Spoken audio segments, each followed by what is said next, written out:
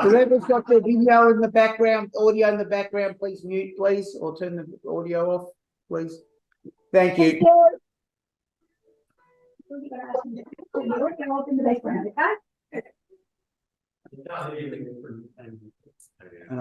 Okay. Well, thank you very much, Brother Carmen, and all of you for your welcome to me. In what's fresh in my mind are the readings that we had at today's Mass. I was in a different place for you, but still we had the same readings. And the first reading from the prophet Isaiah is set at the time when the people of Israel had been taken into captivity by the king of Babylon, King Nebuchadnezzar. And they were enslaved in Babylon over a number of years, several generations, and were oppressed. And one of the Psalms laments their time and what they'd lost in being forced out of Jerusalem. So when King Cyrus came from Persia and took over the kingdom, he did something that pleased the Jews a great deal and the other people that had been taken into captivity, because he sent them all home. And so there was great jubilation, so much so that the Jews thought of King Cyrus as the envoy of God. He was carrying out God's wishes. And the reason why they had this confidence was because they'd gone through a real experience of conversion in their faith. What had led to their captivity was the fact that they'd ignored God, ignored the prophets, and ended up in conflict and were overpowered by King Nebuchadnezzar. So they had time in their enslavement in Babylon to reflect on the situation and to see their part, their responsibility in what had happened by neglecting God. It also sharpened their appreciation through that experience of how good God was to them. They discovered anew their God of compassion and forgiveness and kindness.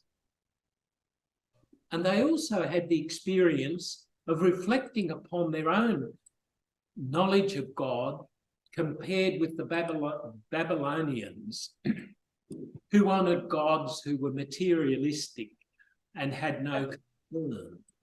And so it led them through a path of conversion to the point where they recognised that God was, this God of goodness that they knew, was a God not merely of the people of Israel, but of the whole of the earth.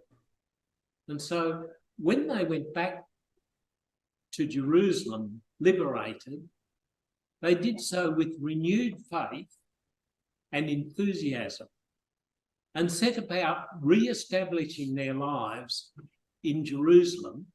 And amongst the projects they undertook was to rebuild the temple, because of their renewed sense of God and their renewed commitment to serving God, and especially through the symbol of their relationship with God, the temple.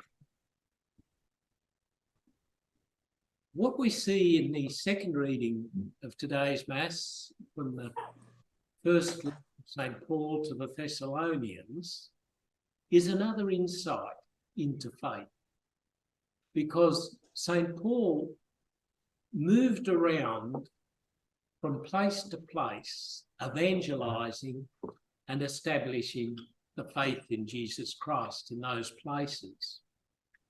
he covered a big territory, and that was because he moved on before too long.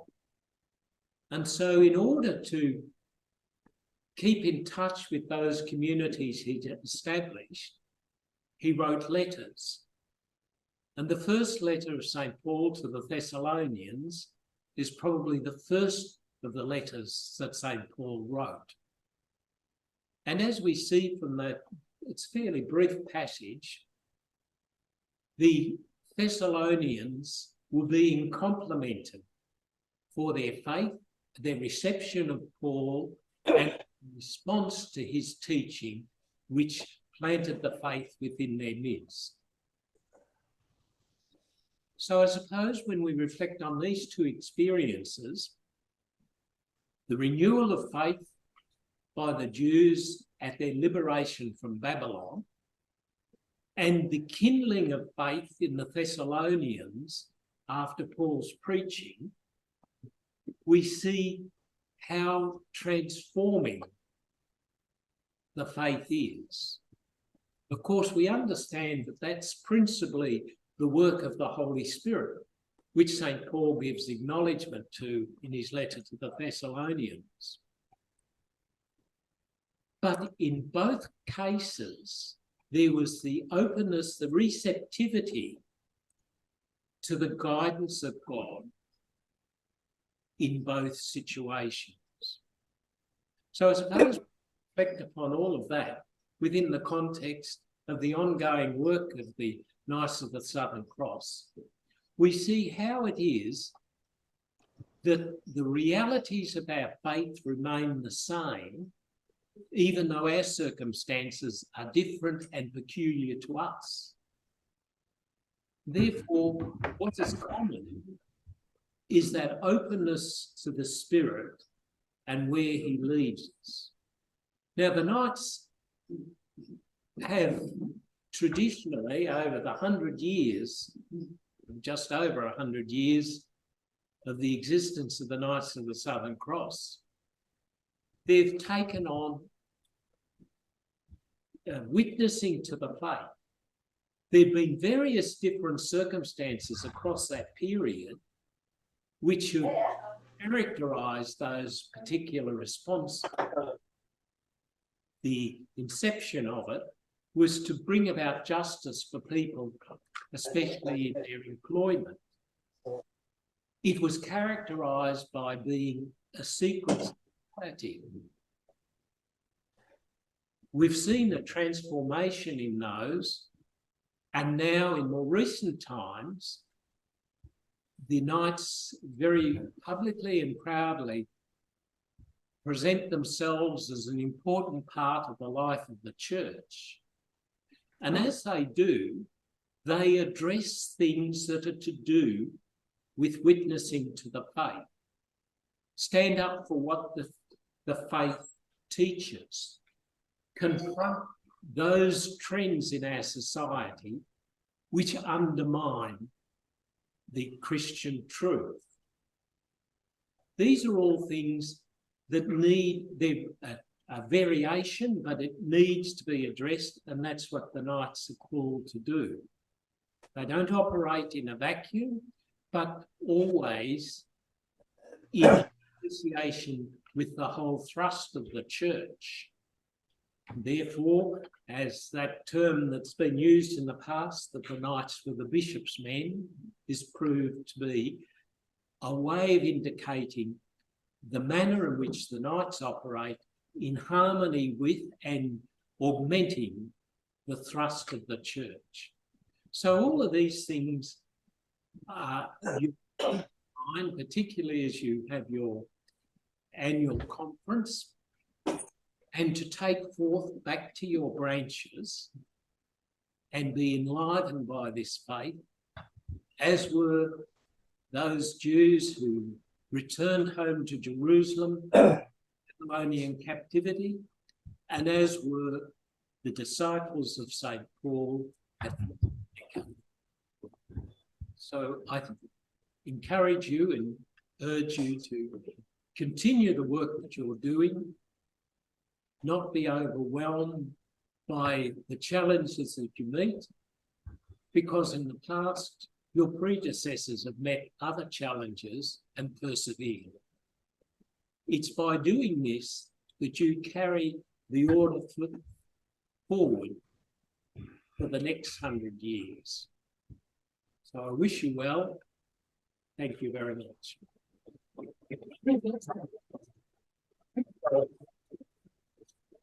We got any questions for Bishop Liz? Don't be shy.